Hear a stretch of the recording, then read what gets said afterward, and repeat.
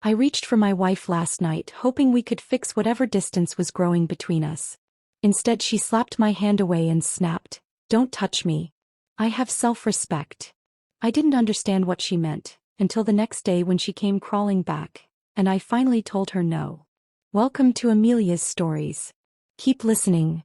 These real stories about love, trust, and betrayal will give you true life experiences. If you're new, drop your location in the comments and don't forget to subscribe, like, and share. Gavin Mercer had never imagined a moment like that with his wife, Lydia. After 8 years of marriage, the silence in their home had grown heavier by the week. Lydia, once warm and attentive, now treated him like an inconvenience. Barely speaking, barely looking at him. Gavin kept hoping it was stress or exhaustion, something they could work through together. But last night shattered that hope.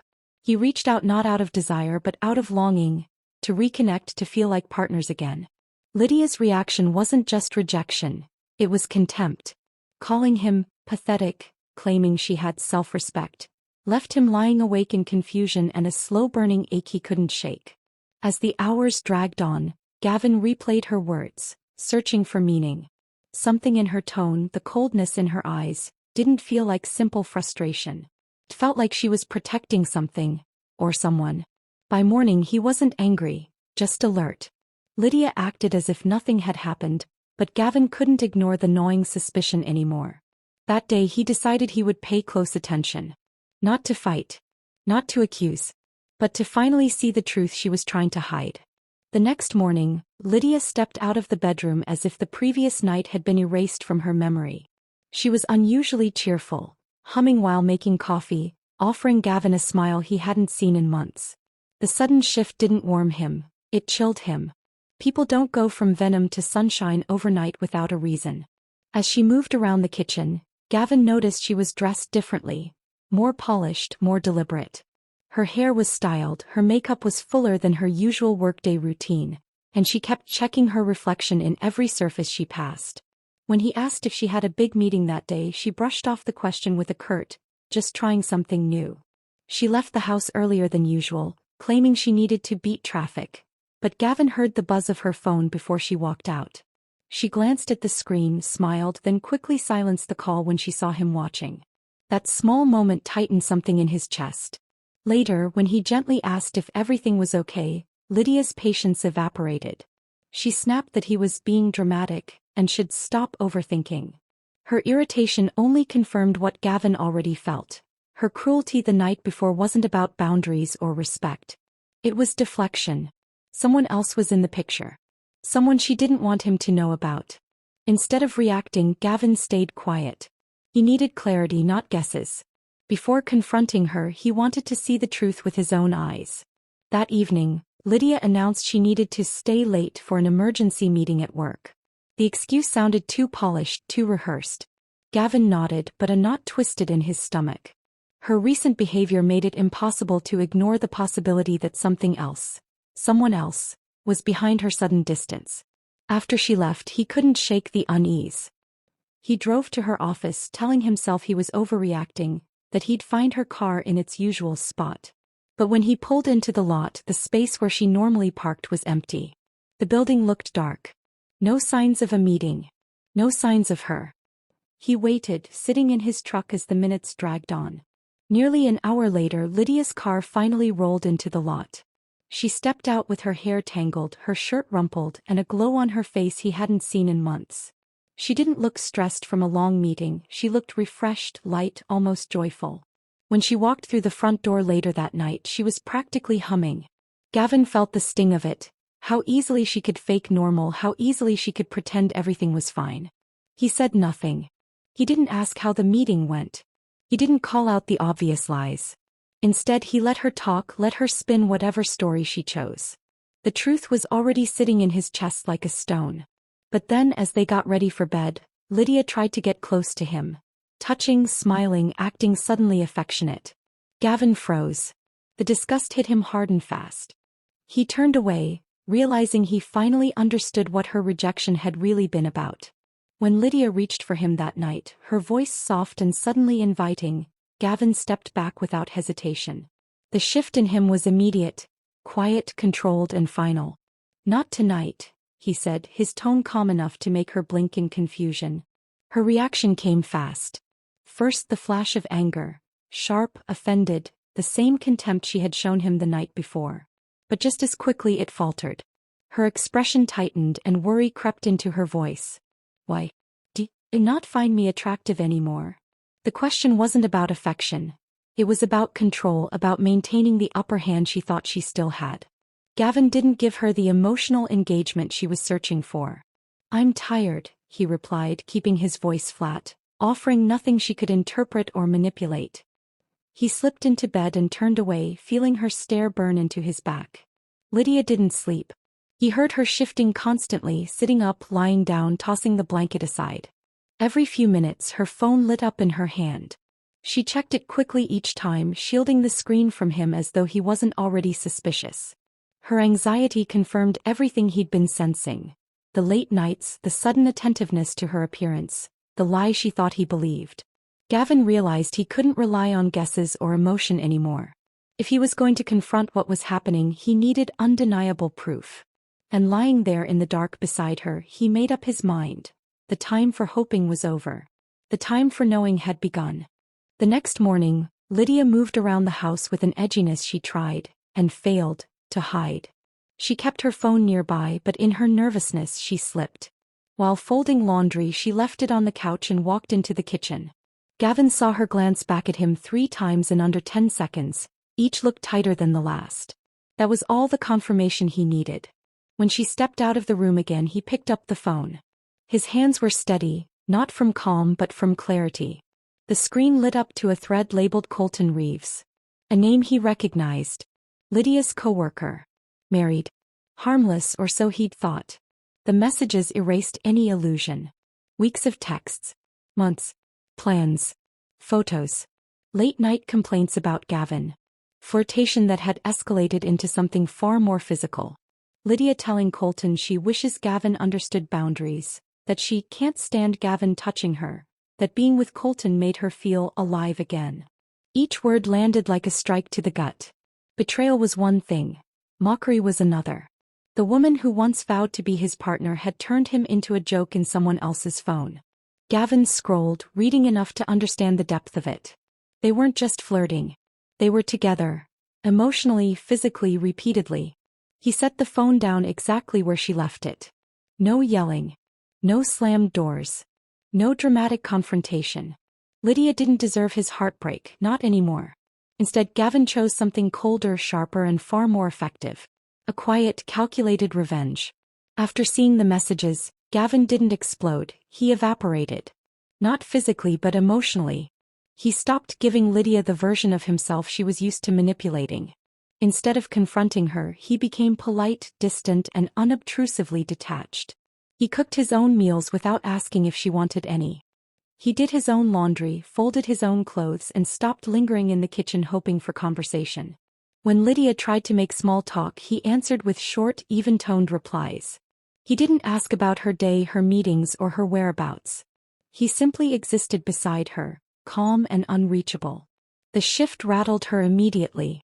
Lydia, who had spent months keeping him at arm's length, suddenly hovered. She asked if he was upset, if something was wrong, if he was pulling away. Her confusion only pushed Gavin further into his quiet transformation. Meanwhile, he focused every ounce of energy on himself. He picked up extra overtime shifts, giving him both distance and additional savings. He reconnected with his brother, a relationship he had neglected during the marriage, and even joined him at the gym, rediscovering strength he hadn't felt in years. But beneath the routine changes, Gavin was laying groundwork. He gathered financial documents, organized passwords, checked the house title, and scheduled a private consultation with a lawyer. He wanted to leave with precision, not chaos. During that research, he made a crucial discovery. Colton Reeves wasn't just a coworker, he was married. Mara Reeves existed. And she deserved the truth just as much as he did. Gavin didn't waste time. He reached out to Mara Reeves with careful discretion, explaining he had information she deserved to know. They agreed to meet at a quiet coffee shop, away from prying eyes. Mara arrived tense, already suspecting that her husband, Colton, was hiding something, but she hadn't known the full extent. Gavin laid everything out calmly. the messages, the dates, the proof of the emotional and physical affair. Mara listened, her eyes widening as the reality sank in. She wasn't angry in the moment. She was absorbing facts, grounding herself for the confrontation ahead. The two quickly realized they shared a common goal: confront the situation strategically, not chaotically. They wanted accountability without turning it into a public spectacle. Back at home, Gavin began preparing meticulously. He organized house documents, printed bank statements, and outlined a plan for presenting evidence in a way that would leave no room for denials. Every detail mattered: timelines, receipts, messages, all laid out to tell the truth clearly and unemotionally. Meanwhile, Lydia felt the shift in Gavin like a growing storm. His calm detachment frustrated her, and when she lashed out, accusing him of being unfaithful, he didn't react. She didn't understand that Gavin's silence wasn't weakness. It was preparation. By the end of the week, Gavin and Mara were aligned. Their coordinated approach was set, designed to expose both the affair and the web of lies. Lydia's carefully maintained control over the household was about to unravel. And for the first time in months, Gavin felt in command of the situation. The living room felt tense and heavy when Gavin invited Lydia and Colton over. Mara arrived shortly after, composed but determined. Gavin motioned for everyone to sit, and without a word, he placed the organized stack of printed messages, timelines, and documented proof on the coffee table. Each sheet told the same story Lydia had tried to hide. Lydia's eyes flickered over the documents. Her confident posture faltered. Panic seeped into her voice as she whispered, "Can we talk privately?" Her attempt to regain control of the narrative was transparent and desperate. Colton, standing stiffly beside her, opened his mouth to deny the affair, but Mara didn't flinch. She slammed down her own set of printed messages, proof in her hand, irrefutable. For a moment the room was silent, the weight of truth pressing down. Lydia's defenses crumbled quickly after that. She wept, claiming she had felt neglected, that Gavin hadn't appreciated her, that everything had driven her to Colton. But the carefully laid out evidence left no room for excuses. Her words sounded hollow, desperate, and unconvincing. Gavin remained composed, the anger and betrayal channeled into measured clarity. "I've seen enough," he said softly yet firmly. "This marriage is over. I'm filing for divorce and you need to move out within the week." Lydia's world unraveled in an instant. Colton's presence, Mara's undeniable proof, Gavin's calm authority. It all collided. For the first time, Gavin felt the weight lift, replaced by a sense of control and resolution. The confrontation was over and the truth was undeniable. In the days following the confrontation, Lydia couldn't stop pleading. She appeared at Gavin's door, voice trembling, promising to fix everything, to make amends, to salvage what she had destroyed. Her words tumbled out in a desperate rush, but Gavin remained unmoved. He had already seen the cracks in their marriage long before the affair. Her emotional distance, her disregard, her manipulation. The betrayal wasn't new, the affair had merely confirmed it. "I can't do this," he said calmly, meeting her eyes. "What you broke started long before tonight." He didn't yell. He didn't shame her. He simply stated the truth. Lydia's protests faltered, replaced by frustration and eventually resignation. Meanwhile, Colton faced consequences of his own. Mara left him, removing the stability he had taken for granted. At work, rumors of the affair spread, eroding his credibility and leaving him isolated. Gavin watched from a distance, feeling no triumph, only the quiet satisfaction that justice had been served without malice. Lydia's life unraveled in its own way. Friends who had admired her loyalty and charm now questioned her choices. Support dwindled. She moved into a small apartment, stripped of the comfort and stability Gavin had once provided, forced to rebuild a life she had neglected while betraying him. Gavin, on the other hand, leaned into his independence. Extra shifts, reconnecting with his brother, gym sessions, and quiet evenings on his own filled his days.